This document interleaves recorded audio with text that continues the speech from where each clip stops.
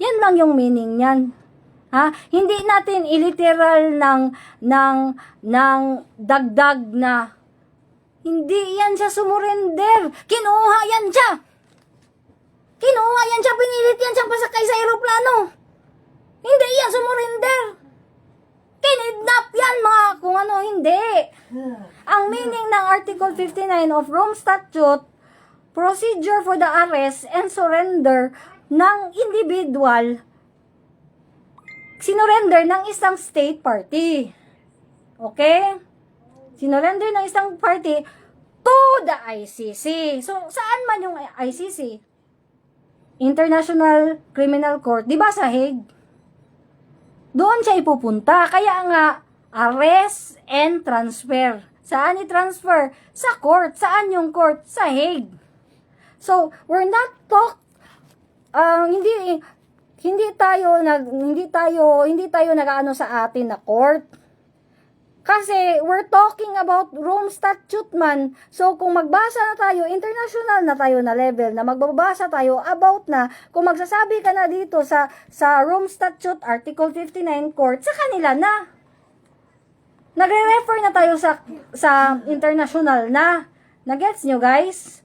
So ang ibig kong sabihin, ang meaning ng inaresto ang isang individual na pinirmahan naman ng mga judge sa ICC na pwedeng hulihin kasi pinasa ng prosecutor, inaprubahan ng judge, pinirmahan, kaya nireleasan ng warrant of arrest ng March 7, documented man yan guys. Siyempre hindi isasabi kasi mataas yan na tao eh.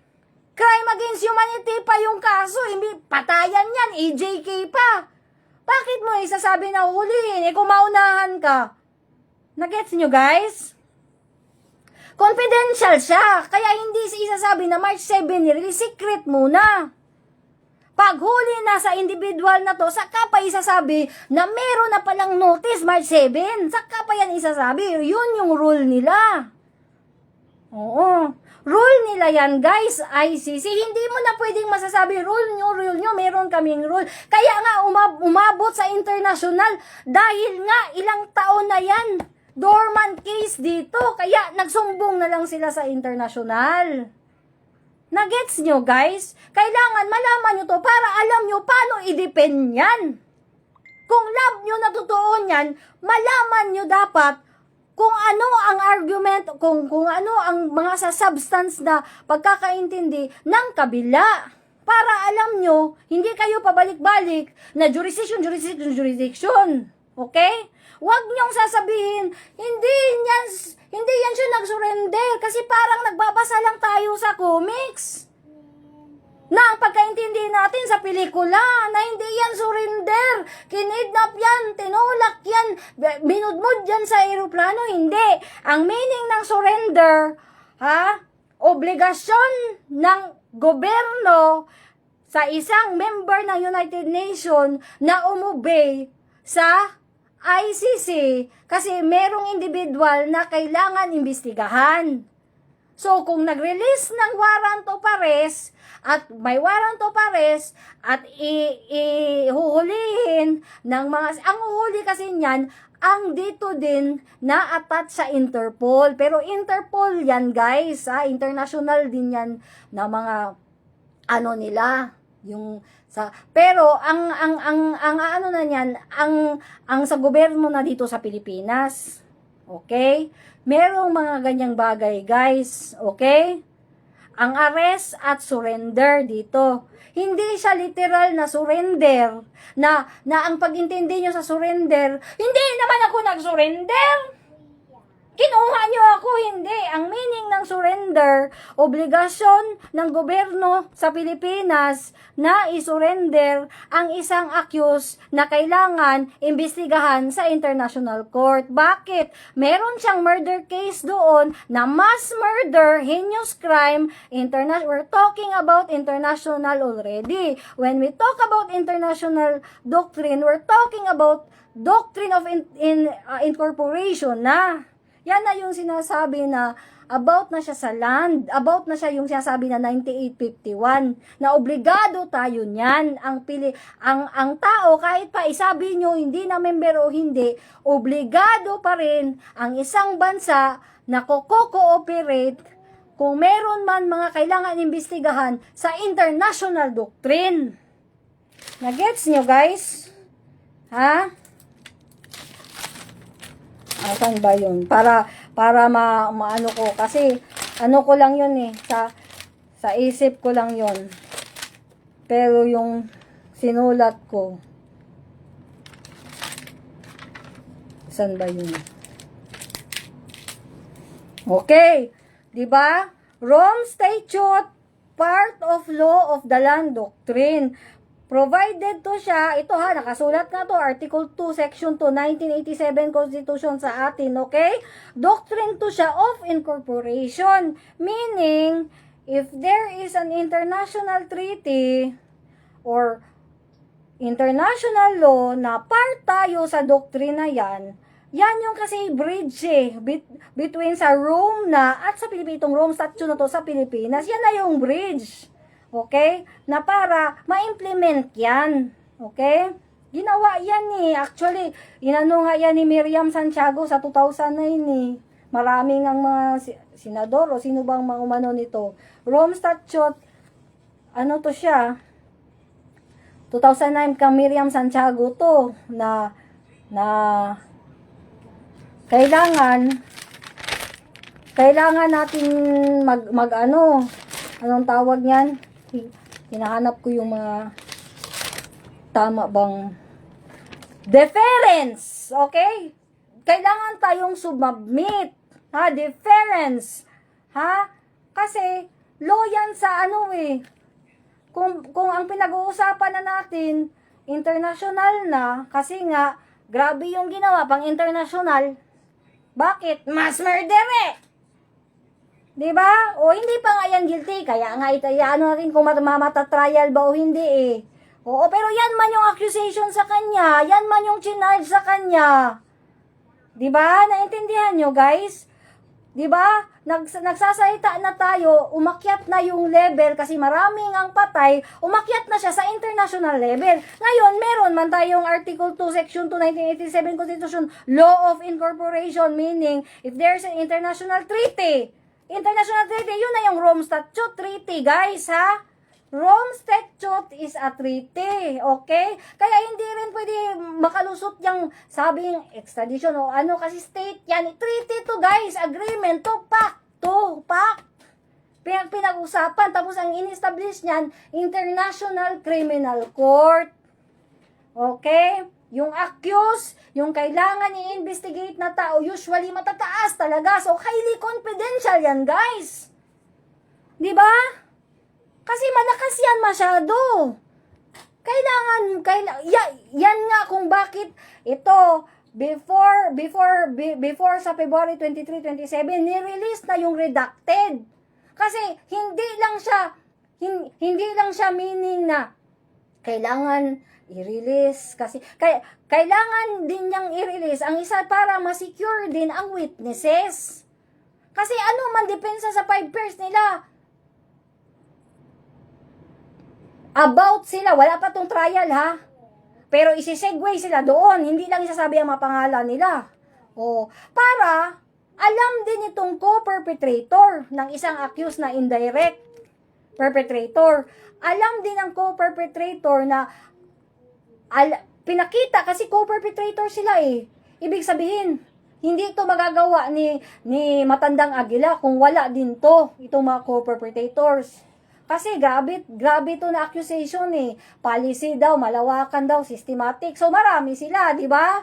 So, kailangan mo silang ipakita kasi para security yan, direct to the point na lang ako, para security din yan ng mga witness.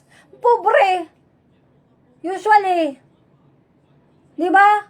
About sila na isasabi doon kahit hindi pa isasabi kasi hindi pa man trial, confirmation of charges pa man, latagan pa ng substantial evidence. So, isisegue yung mga pangalan, yung hindi nila pangalan, code lang, redact, ano din.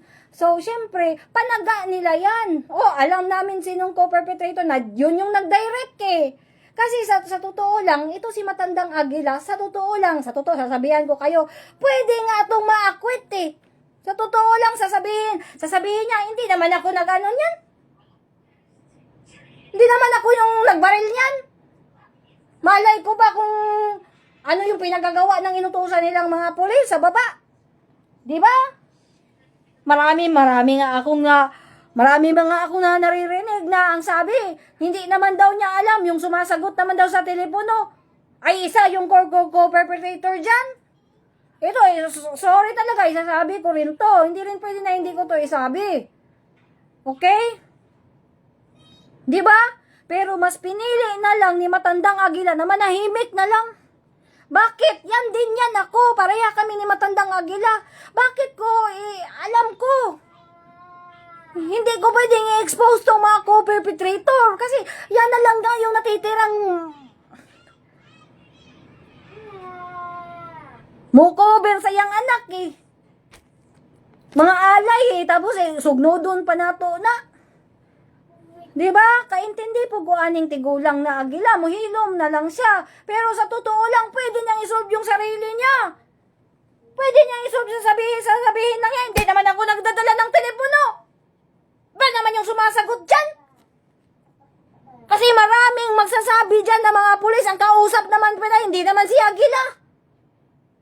Tama? Kung tutuusin, grabe yung sinakripisyo ng ama niyo. Pero sus ko, ayaw kong umiyak. Ilang araw na akong umiiyak. Gusto ko lang hindi kayo magmukhang tanga na palagi kayong sasabihan, jurisdiction. Kayo ng jurisdiction. Hindi kayo makamove forward. Diyan na lang kayo paikot-ikot. Hindi kayo mag-isip paano i-defend yung Agila na indirect naman yan. Hindi naman yan siya direct ng kumalabit ng baril. Isang sabi lang nga dyan eh, ang daming nagbigay sa akin ng info, hindi naman pala yung siyang nagsasayta sa telepono, iba naman pala. Yun pa lang, ang tibay na yan na ebidensya na ma-acquit yan. Oh, pero kailangan malaglag yung iba eh. Paano siya nakakulong na, hindi mo rin alam. Kahit ilaglag pa niya yan, maglaglagan sila, hindi mo alam yung utak ng kaaway, mga traidor. Hindi fair. Diba? Naintindihan niyo ako, guys? Diba? Ayaw ko lang ba na sa mata ng tao, magmukha, dihado na nga tayo, pinagkukulong na nga tayo lahat. Yung mga kaalyado natin, kaya tayo natanggong, hindi makakilos, pinagkukulong na nga, magpaikot-ikot pa tayo sa jurisdiction. Move forward na kayo. Ang isipin nyo, paano siya i-depend? Ha? Kasi meron pa yan. Sa totoo, pwede rin yung co-perpetrator, yung direct, pwede rin magsabi na, hindi namin yan alam eh. Ang nagsabi, yung, pwede rin nga silang sa totoo lang, pwede nilang ilaglag din yung indirect, yung matanda. Siya naman ang nagsabi niyan. Kami, syempre, chief ako, sasabi lang ako. Ang isa naman, si secretary, si Panga, pwede, ako, si secretary lang naman ako, sumusunod lang ako. Diba? Yung matanda talaga kasi siya yung leader eh. Yan talaga, kaya tinanggap na lang niya yan. Sasabihin na lang niya na tanggap ko na yan. Kaysa ipaglaglag pa niya yung alam naman niya, marami na niya siya na-realize na wala naman pala siyang alam. Actually, sinigway na niya kang Koopman eh, na wala siyang alam eh. Marami kang titingnan dyan na anggulo eh. Diba? Pwede, meron pang isang anggulo na pwede gusto talaga niya mamatay lahat ng adik. Paano kung hinaluan, may isang kaibigan niya ng boy mantika? Nahaluan ng pangmukhang pera, pang bababae? Tsaka pang kung ano-anong mga drugs. Pwede yan eh. Diba? Maraming pwede pero ang nangyari, nagtatakpan-takpan na lang sila kahit dahil wala na nga silang tiwala sa government. Wala na lang silang magawa kundi magtakipan. Nananasali pa ako. Imagine mo, marami akong pwedeng salita ngayon, hindi ko na lang ini-edit ko para hindi lang kayo mapahamak. Kasi sino naman ibang tutulong dyan? Kasi ang kawawa dyan, kasi ready to die naman yan. Di ba? Oo, ang kawawa dyan, yung...